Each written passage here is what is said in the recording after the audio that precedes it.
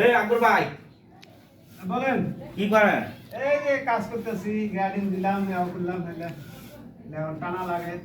হ্যাঁ, তা এই ওয়াটা ধরছেন কি জন্য? এখন এই যে দরজা লাগা ছাড়াতে ফিনিশিং দিছেন, হ্যাঁ, এখন দরজাটা লাগে শুধু এক বেলা ফিনিশিংটা দিতেন, তাতে আমার বাবার কাজের দরকার নাই। এটা আবার 1 ঘন্টা মজুরি, এই বেতনটা দিব কেনা? এখন মনে করো চিন্তা করলাম যে বাইরে ধরি, উঠেন উঠেন। মনে করো বাইরে ধরি। হুম এখন পরে ফির চিন্তা করলাম যে না, ভিতরটা সাফ করে দেই।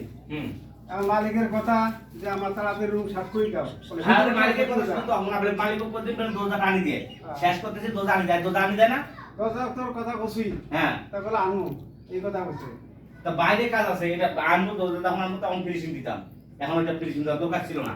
আর বাইরে কাজ আছে, বাইরে কাজ করার দরকার ছিল আপনার। কিন্তু হ্যাঁ এক হ্যাঁ, নম্বরে আপনার বাইরে কাজ করা, বাইরে যত কাজ আছে আপনি বাইরে কাজ করতেন। মনে করো 3 দিন আছে, তোমরা মনে করো নাই, সারি আসেন না, কোনো আসেন না। হুম এখন আমার মোবাইলে তো টাকাও নাই, কোনো নাই, যে ফোন দেবো।